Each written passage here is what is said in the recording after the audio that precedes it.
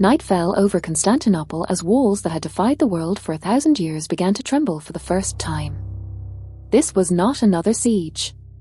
And these were not ordinary weapons. From the hills outside the city, young Sultan Mehmed II gave the order that would change warfare forever. Giant cannons, built by a mysterious engineer known as Orban, roared like thunder, hurling stone across history itself. Each blast shattered more than stone.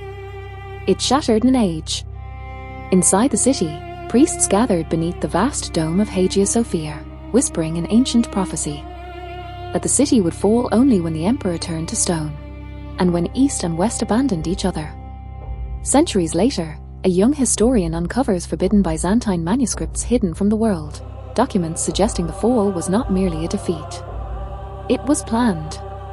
A chain of secrets linking the end of the Byzantine Empire, the rise of the Ottoman Empire, and a prophecy some believe has not yet been fulfilled. Because maybe the cannons did not destroy the city. Maybe someone opened the gates from within. Rain slid down the glass walls of the Istanbul Archaeological Institute as Dr. Elena Varga worked long after midnight. Officially, she specialized in late Byzantine military texts, forgotten strategies, broken empires, dead languages no one cared to read anymore. Unofficially, she chased anomalies. Elena was not the type of historian who believed history ended. She believed it hid. The package arrived without a sender. Old leather. Salt-stained. Sealed with dark wax cracked by time itself. Inside lay a manuscript written in fading Greek ink, its pages brittle, its margins filled with symbols that did not belong to any known Byzantine archive. At the center was a sketch, crude, urgent, showing the massive walls of Constantinople under bombardment. And beside them, cannons drawn far larger than any recorded in history. Elena frowned. History claimed the great bombards of Sultan Mehmed II shocked the world in 1453. But this manuscript described them decades earlier, as if someone inside the empire already knew how the city would fall. Then she saw the final page. Not a prayer. Not a chronicle. A warning. The gates will not break. They will be opened. The thunder is only the distraction. Her pulse quickened. Attached to the page was a map, layered with coded markings leading beneath the great cathedral of Hagia Sophia. Beneath it, a name repeated again and again in red ink. The keeper of the last emperor. Outside, thunder rolled across the Bosphorus. Elena didn't yet realize she was holding something historians had searched for centuries, proof that the fall of the Byzantine Empire might not have been a defeat, but an arranged ending. And somewhere in the shadows of modern Istanbul, someone else already knew the manuscript had been found. Spring, 1453. Torches burned along the colossal Theodosian walls as soldiers moved like restless shadows. For nearly 1,000 years, these defenses had stopped Persians, Arabs, Bulgars, and Crusaders. The people of Constantinople believed the walls were not merely stone, they were divine protection. But that night, faith felt thinner than smoke. Emperor Constantine XI Palaiologos stood overlooking the dark plains beyond the city. Fires stretched across the horizon, thousands of them. The army of Sultan Mehmed II had arrived, young, relentless, obsessed with prophecy and conquest. Messengers whispered terrible news. The Ottomans were not preparing ladders or siege towers. They were building something else. Something that shook the earth even before it fired. In a hidden chamber beneath a monastery, a small circle of nobles and scholars gathered around a table covered in maps. Candles flickered over coded writings older than the empire itself. One man spoke quietly. The prophecy is unfolding exactly as written. He pointed to a passage describing thunder weapons, machines capable of breaking the unbreakable walls. Yet the text insisted the cannons alone would never take the city. A betrayal was required. Silence filled the room. For decades, the empire had been divided, Latin against Greek, allies against rivals, merchants against soldiers. Western kingdoms had promised aid, but none came. Ships waited in distant harbors while Constantinople stood alone. Another voice whispered, "If the gates open, history will blame the cannons." Outside, a distant boom echoed across the fields. Not thunder. A test shot. The ground trembled beneath their feet, and dust fell from the ceiling as if the city itself understood what was coming. Far away, in the Ottoman camp, engineers prepared the monstrous bombard that would soon rewrite warfare forever. And somewhere within the walls, someone had already decided the empire must end. Dawn broke under a sky the color of iron. Across the fields outside Constantinople, thousands of Ottoman soldiers stepped back as engineers cleared the ground around a weapon unlike anything the world had ever seen. The cannon was monstrous, longer than a ship's mast, its bronze surface scarred by heat and hammer marks. Oxen had dragged it for weeks across mudden mountains. Men had died just moving it into position. Its creator stood nearby. Orban, a Hungarian engineer, brilliant, desperate, and rejected. Months earlier, he had come to Emperor Constantine XI Palaiologos offering his invention, promising a weapon capable of destroying any wall on earth. But the empire was broke. The treasury empty. His price could not be paid. So Orban walked away, and Sultan Mehmed II welcomed him with gold. Now the invention meant for survival would become the instrument of annihilation. The order was given. Fire touched powder. For a moment, silence swallowed the battlefield. Then the world exploded. The blast rolled like thunder across land and sea. Birds fell from the sky. Windows shattered miles away. A stone ball heavier than a horse tore through the air and slammed into the ancient walls believed to be chosen by God himself. Stone cracked. Not broken, but wounded. Inside the city, panic spread faster than fire. Citizens crossed themselves, priests rang bells, and soldiers stared in disbelief. The walls had never bled before. Yet among the chaos, one detail went unnoticed. The cannon fired only a few times a day. It took hours to cool and reload. Militarily, the city still had hope. Unless someone ensured the defenses failed at the exact right moment. That same night, a cloaked figure moved through a locked passage near a forgotten gate, carrying a sealed message marked with a symbol not Ottoman and not Byzantine. The message contained only one line. "When the thunder speaks for the third time, open the way." The siege had begun, but the real battle was already happening in secret. Night covered Constantinople like a funeral veil. Fires burned along the damaged walls while exhausted soldiers carried broken stones back into place, rebuilding what the cannons destroyed each day. Above ground, the city fort. Below it, secrets awakened. Beneath narrow streets and forgotten courtyards stretched tunnels older than the empire itself, Roman passages, sealed monasteries, hidden cisterns where emperors once escaped assassins. Few living souls still knew their full map. One of them walked there now. A hooded monk carried a lantern through damp corridors, stopping before a stone chamber carved with imperial symbols. At its center stood a statue of Emperor Constantine XI Palaiologos, sword lowered, eyes facing east. But the statue was unfinished. Its face had never been carved. Ancient writings covered the walls, repeating a forbidden belief whispered for centuries. When the final emperor fell, he would not truly die. He would be turned to stone and hidden beneath the city until the moment Constantinople was destined to rise again. The Marble Emperor. The monk placed a scroll at the statue's feet, the same symbol seen on the secret message now pressed into red wax. Footsteps echoed behind him.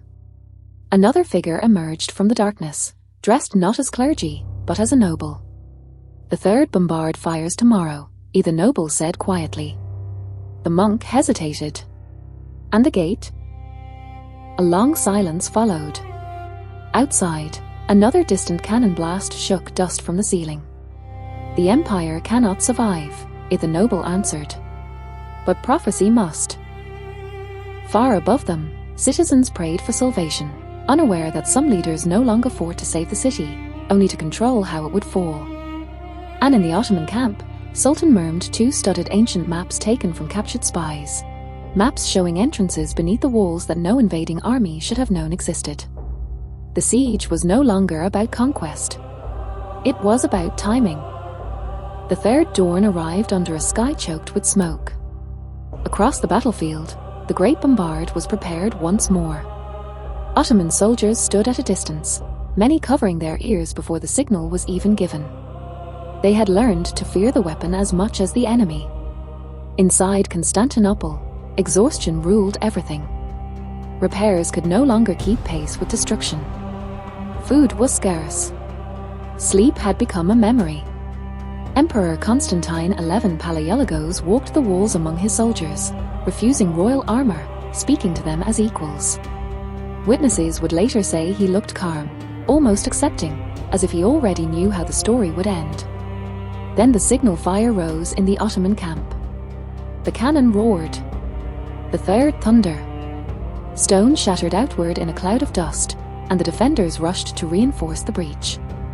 Bells rang wildly across the city as priests called for prayer, and citizens carried sandbags toward the walls. Chaos swallowed order. And that was the moment chosen. Far from the main battle, near a small, nearly forgotten entrance known as the Kirkeporter Gate, shadows moved quietly. Guards assigned there had been reassigned hours earlier under sealed imperial orders. No witnesses. No alarms. A key turned slowly in rusted iron. The gate opened just enough for men to slip through. Ottoman scouts entered first, silent, careful, raising their banners only once they were inside the city itself. By the time defenders realized what had happened, enemy soldiers were already behind the walls. History would later debate whether the gate was abandoned by mistake or opened deliberately. But one detail remained buried in obscure chronicles. A cloaked Byzantine noble was seen leaving the area moments before the alarm bells began to scream. As fighting erupted through the streets, Emperor Constantine mounted his horse for the final charge, disappearing into battle without crown or escort.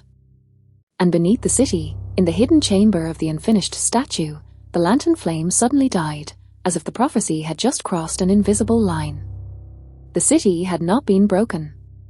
It had been entered. Before sunrise, the streets of Constantinople had become a battlefield. Church bells clashed with the sound of steel.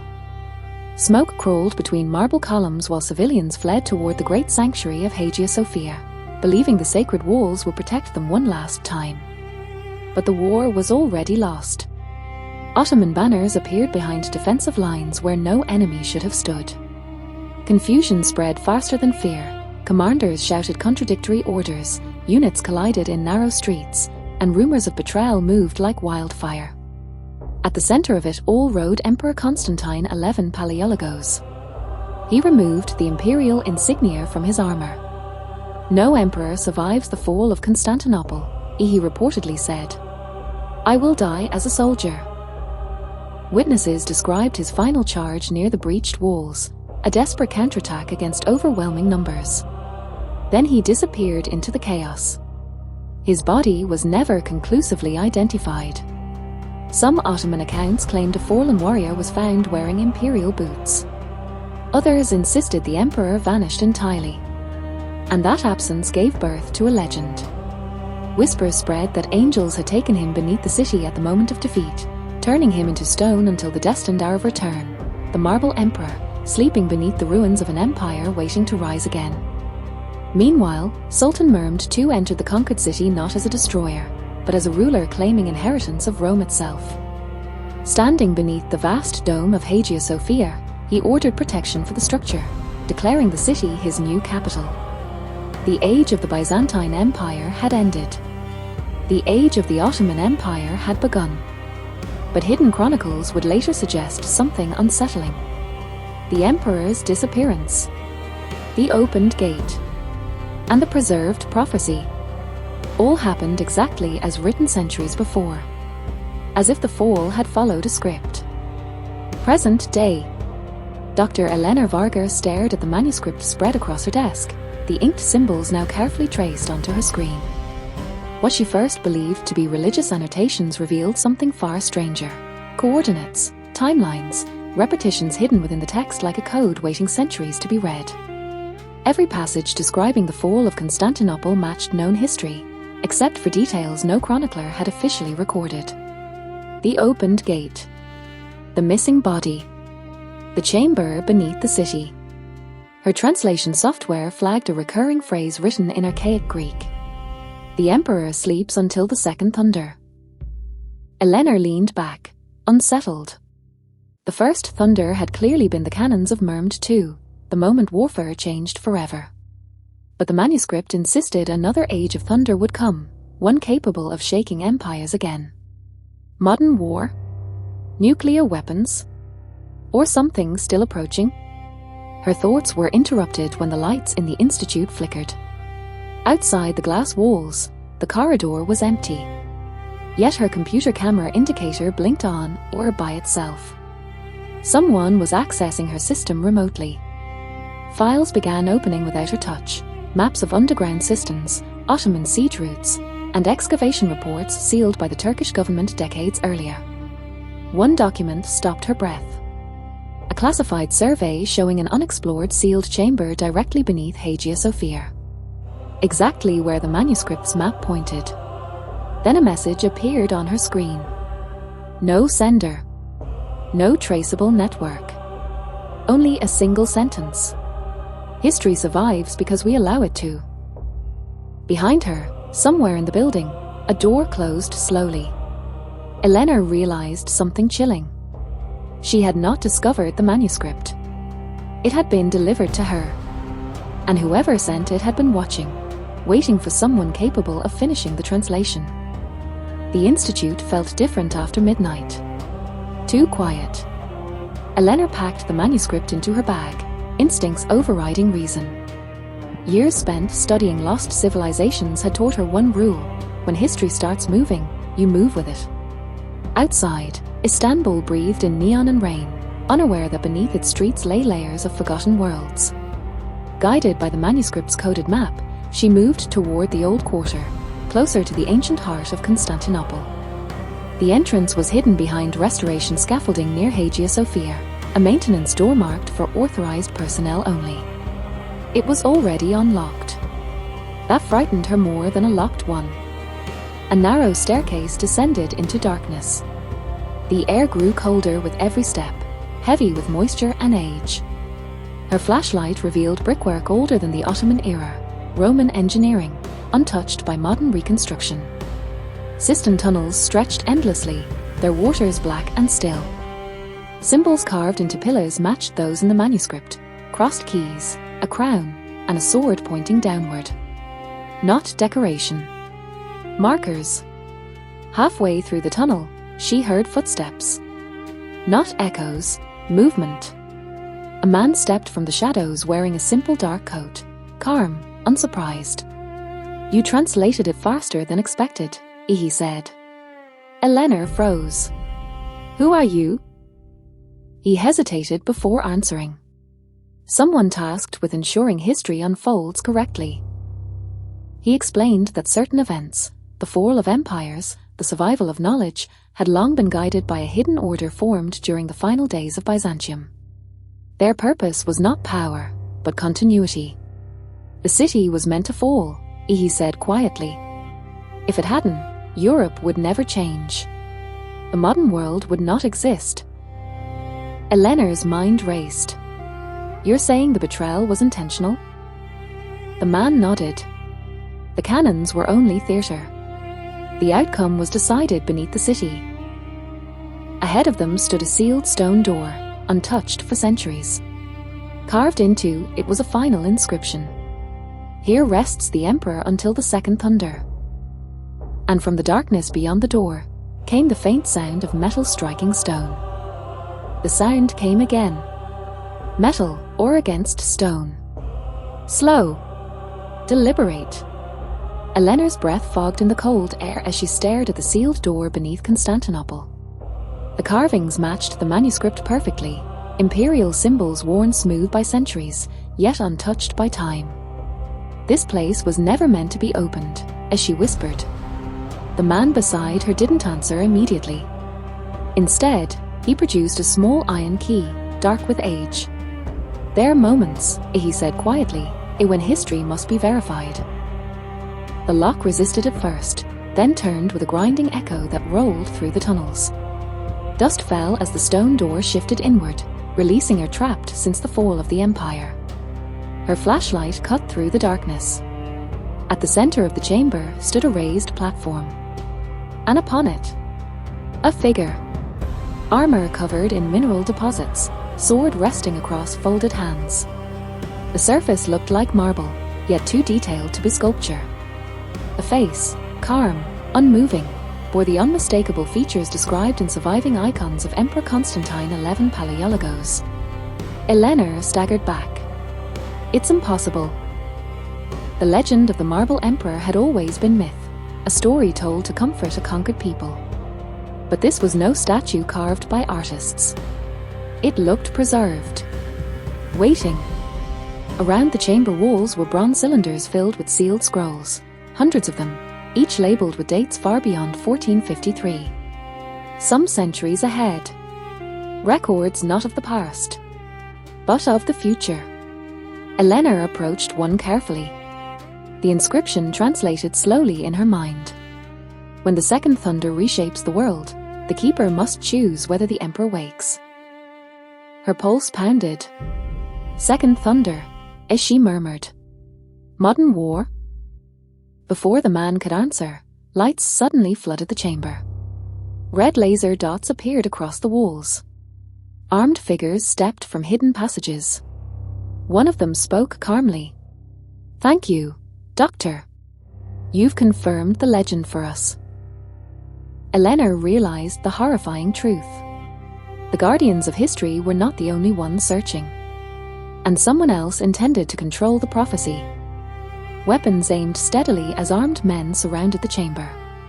Their equipment was modern, precise, nothing like relic hunters or treasure seekers. This was an operation planned for years. Eleanor slowly raised her hands. "You knew this was here," she said. The leader stepped forward, his gaze fixed not on her, but on the stone figure resting upon the platform. "We suspected," he replied. "But history requires proof." Behind them, the silent guardian who had guided Eleanor through the tunnels remained perfectly still. For the first time, uncertainty crossed his face. "You were never meant to find this," he said. The man smiled faintly. "On the contrary, we needed someone who could read what your order hid." He gestured toward the sealed cylinders lining the walls. "For centuries you preserved the future. Predictions, cycles of collapse, wars mapped before they happened." He paused. The first thunder ended the medieval world. His eyes moved toward Eleanor. The second thunder already began. Images flashed across a tablet carried by one of the soldiers. Mushroom clouds, missile launches, burning cities, satellite networks encircling Earth. Modern humanity standing one mistake away from self-destruction. According to the prophecy, when the world reached this threshold, the keeper would decide whether the emperor returned, not as a ruler of Byzantium, but as a symbol meant to unite a fractured civilization. Eleanor looked again at the marble figure of Constantine XI Palaiologos. Not a conqueror. A myth engineered to appear exactly when humanity needed one. History wasn't preserved, as she whispered. It was guided. Suddenly, the chamber trembled. Dust fell from the ceiling as a deep rumble echoed through the tunnels above, distant, powerful, unmistakable. An explosion somewhere in the city. The armed leader froze. The guardian closed his eyes. "The second thunder," he said quietly. Cracks spread across the marble surface of the emperor's armor. Stone flaked away. A faint sound escaped the chamber, not mechanical, not imagined. A breath. Eleanor stepped back, heart racing as centuries of legend collided with reality. The prophecy had never asked if the emperor would wake. Only who would decide what happened next. And for the first time since 1453, history was unwritten again. In 1453, the world believed an empire died. Walls fell. Fires rose. And history wrote the ending of Byzantium in stone. But what if the fall of Constantinople was never an ending, only a pause? Across centuries, empires rose from its ashes, wars reshaped humanity, and thunder, louder than cannons, echoed across the modern world. Some say legends are born from fear. Others believe they are messages, left for the future. Beneath a city that never truly sleeps, a question still waits unanswered. Was the emperor preserved to save civilization, or to judge it? Because history is not only written by the victors. Sometimes, it is guarded by those waiting for the moment humanity needs a miracle again. And perhaps, that moment has already begun.